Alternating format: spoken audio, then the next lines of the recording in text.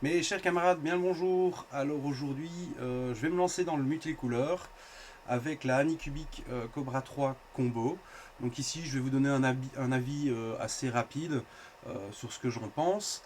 Et ensuite, tous les petits points que j'ai pas trop accrochés, on va essayer de trouver des solutions pour faciliter la mise en œuvre donc de l'imprimante. Alors tout d'abord, donc c'est en essayant d'avoir un code promo chez Geekbuying qu'ils m'ont proposé de tester cette imprimante. J'en avais lu autant de bien que de mal sur les différents forums et groupes Facebook. Donc je me suis dit, bon, bah, pourquoi pas voir un petit peu ce que ça raconte et se faire un avis personnel.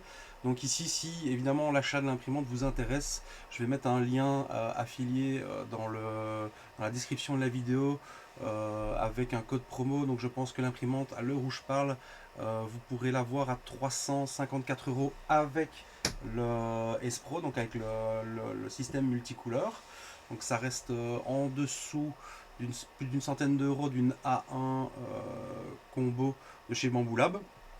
Et on arrive plus ou moins dans les mêmes tarifs qu'une A1 mini, avec également la MS, mais donc avec un volume plus grand de 250 sur 250 sur 260 au lieu de 180 mm sur les trois axes pour la Bamboo A1 mini.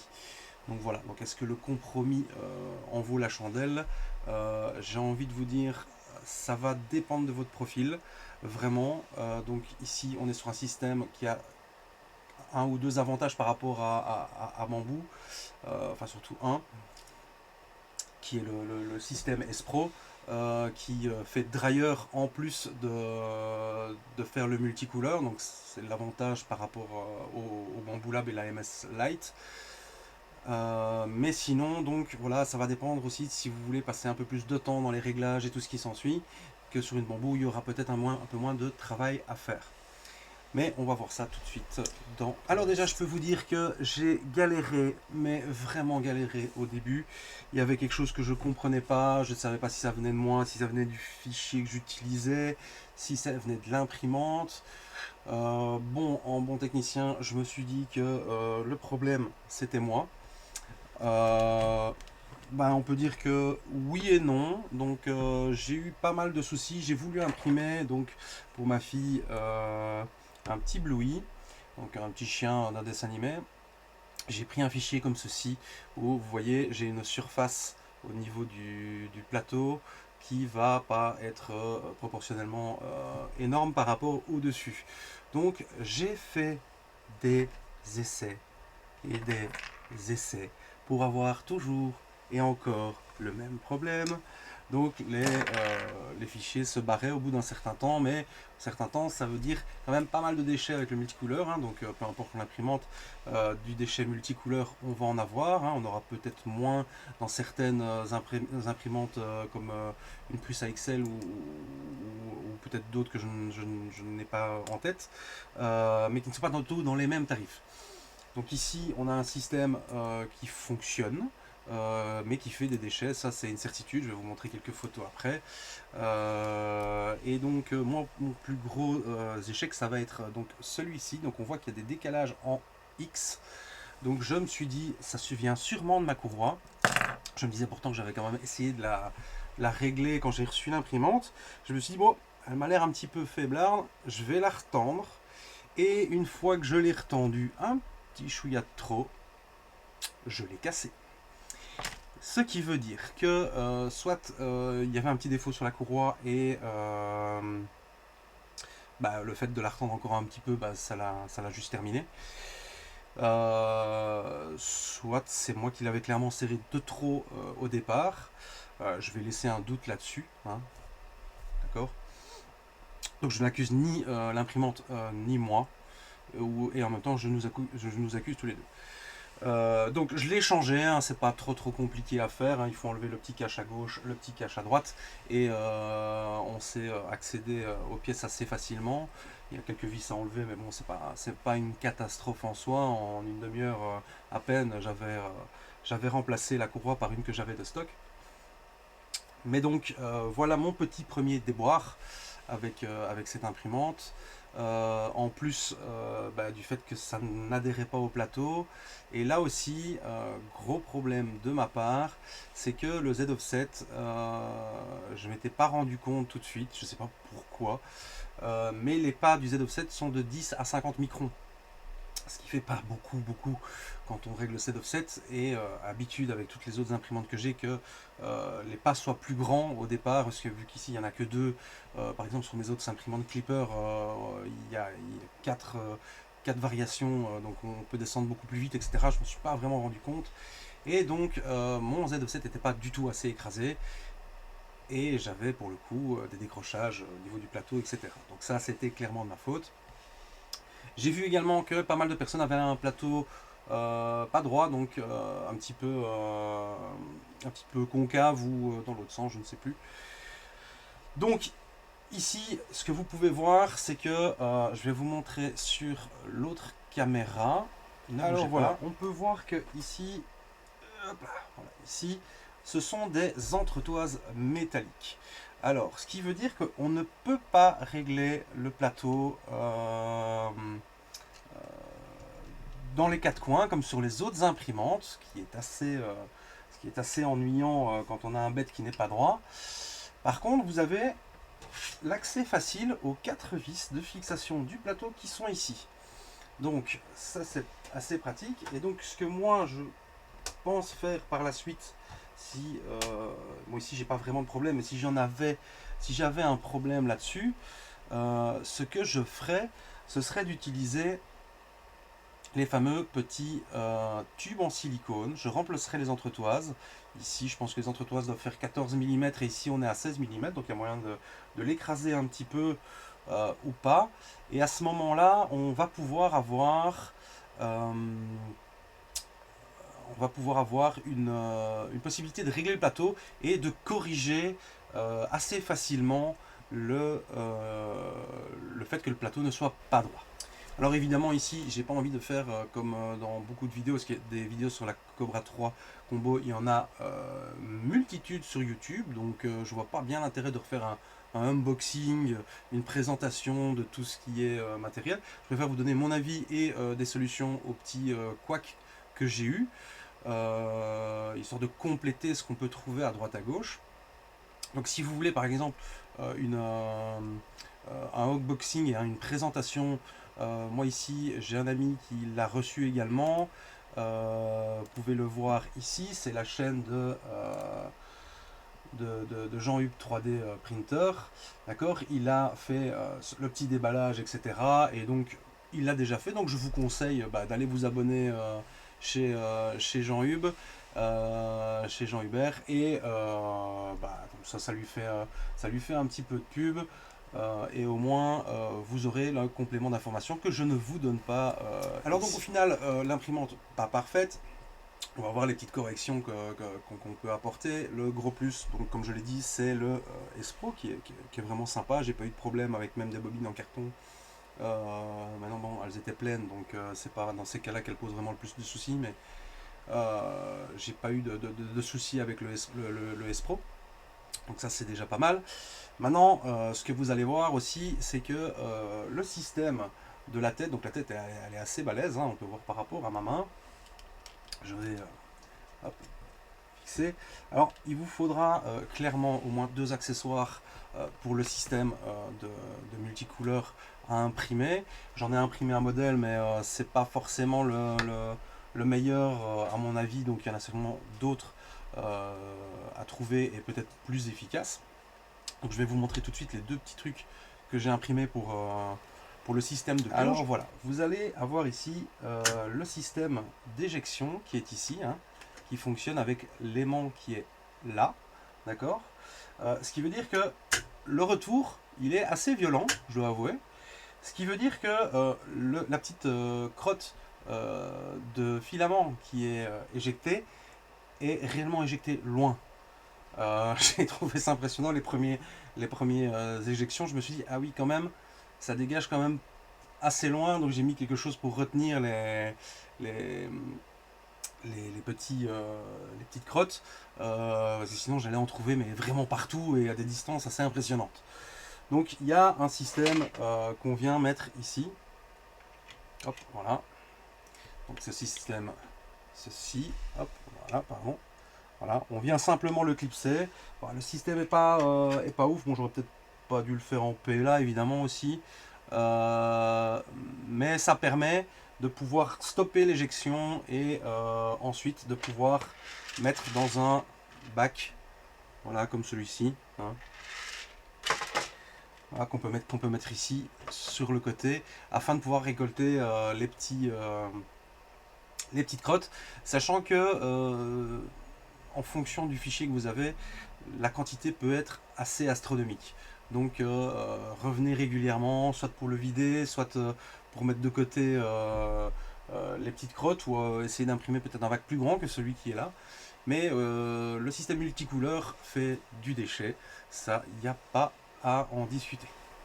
Alors ici, donc on a le système de gestion du S-Pro, donc du dryer. Pour changer par exemple la couleur, donc ça c'est pas automatique comme chez Bamboo, il n'y a pas de système avec une puce NFC.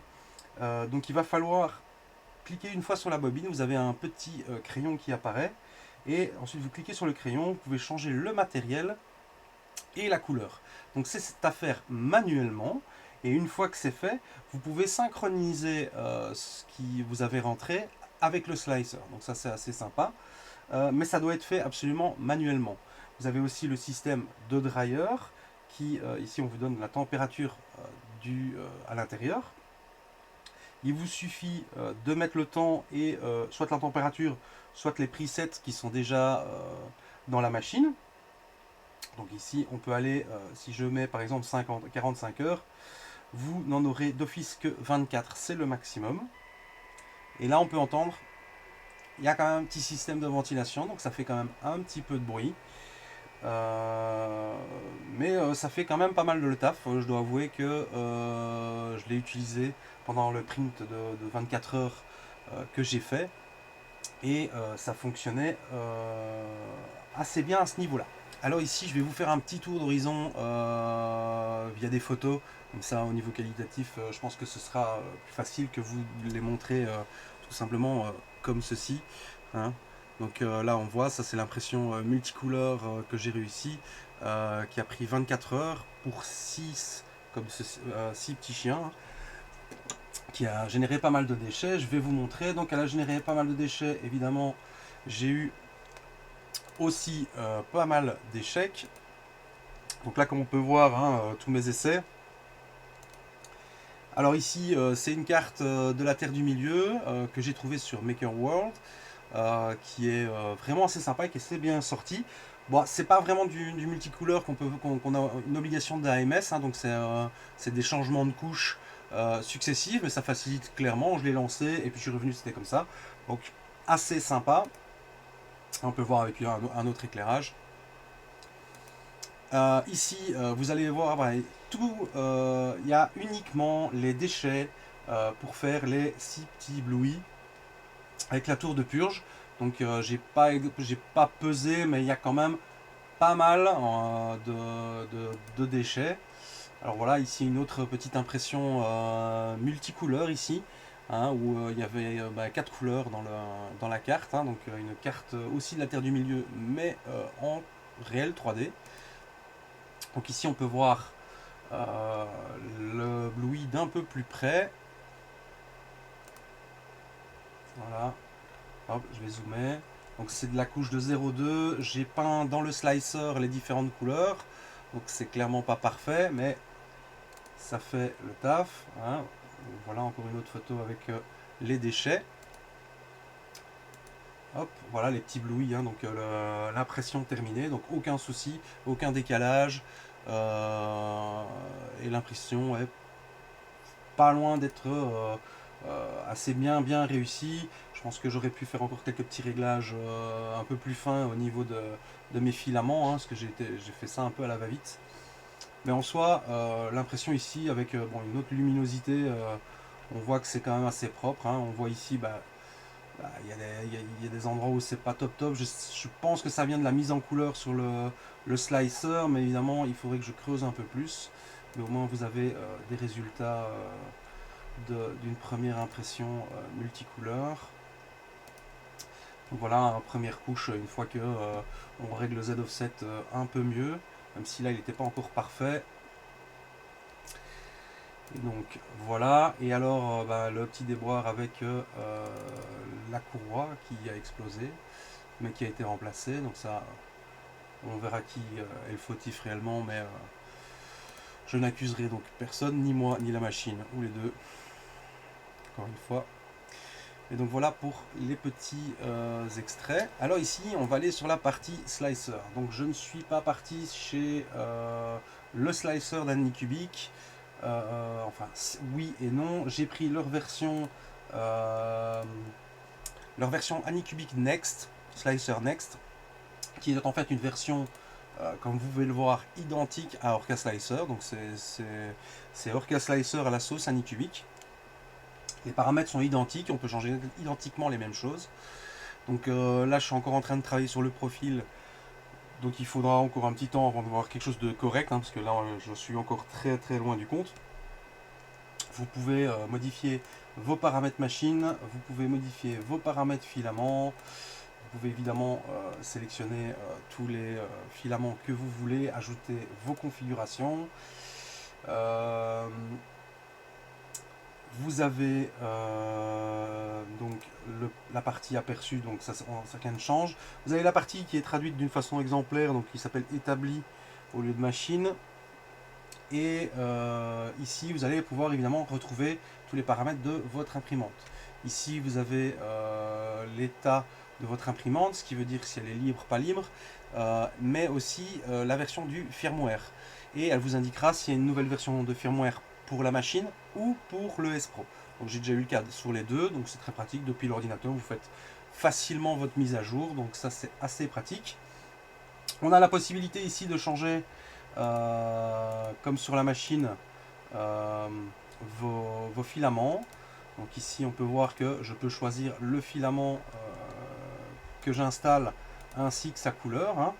Alors je vous conseille de le faire plus au niveau du slicer que au niveau de la machine, sachant qu'au niveau de la machine le nombre de couleurs est ultra limité, mais il faudra absolument le faire manuellement, que ce soit sur la machine ou sur le slicer.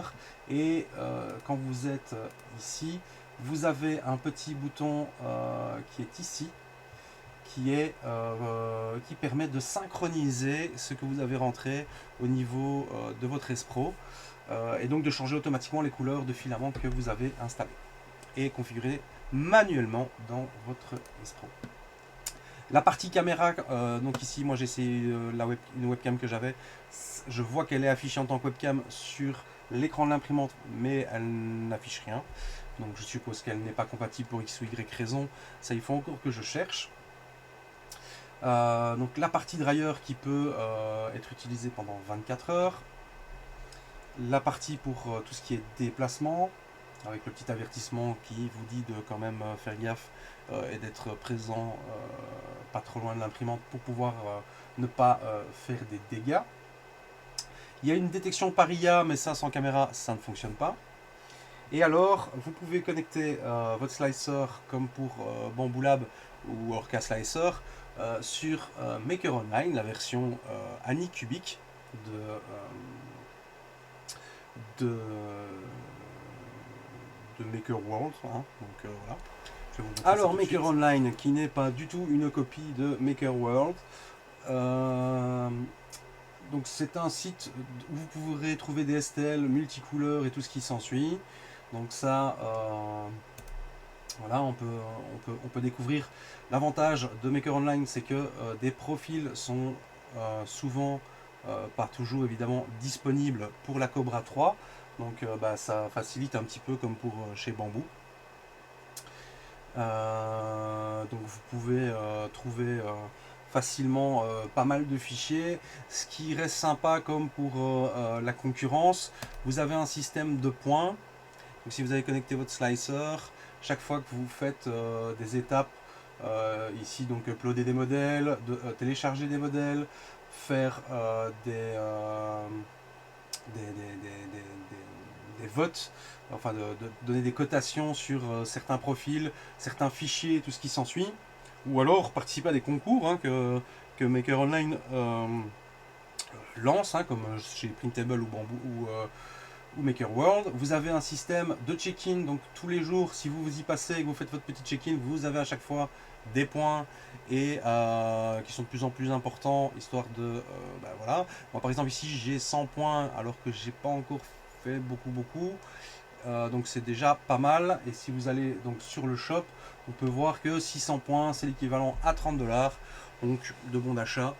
Voilà, c'est toujours sympa, c'est pas forcément utile, mais voilà, chaque fois que vous terminez une impression, vous allez avoir dans votre slicer une petite fenêtre qui va s'ouvrir, qui va vous demander si vous voulez faire une cotation de l'impression, que ce soit de 0 à 5 étoiles. Peu importe le choix que vous faites, vous aurez quand même 5 points à chaque fois.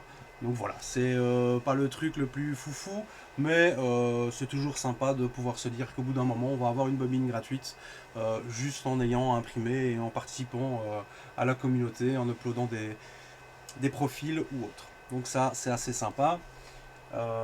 Et donc voilà pour le slicer, hein, je ne vais pas non plus vous en parler en long et en travers, sachant que c'est Orca Slicer. Je reviendrai sûrement avec d'autres vidéos, peut-être pour peaufiner. Mais donc voilà, pour une première vidéo, vous avez déjà votre petit tour et votre petite astuce sur le slicer. Donc allez chercher des points pour que ce soit rentable, un petit peu plus rentable. Alors une dernière petite astuce que je sais que certaines personnes n'ont pas trouvé tout de suite. Donc je me permets de vous la montrer. Quand vous allez donc aller dans imprimer, on va sélectionner un simple modèle de test. Donc ici vous allez pouvoir évidemment choisir si vous voulez un auto-nivellement, un test de résonance, voire une time-lapse, mais là il vous faudra une webcam et pour le coup je n'en ai pas d'installé. Donc ici je ne vais pas le faire.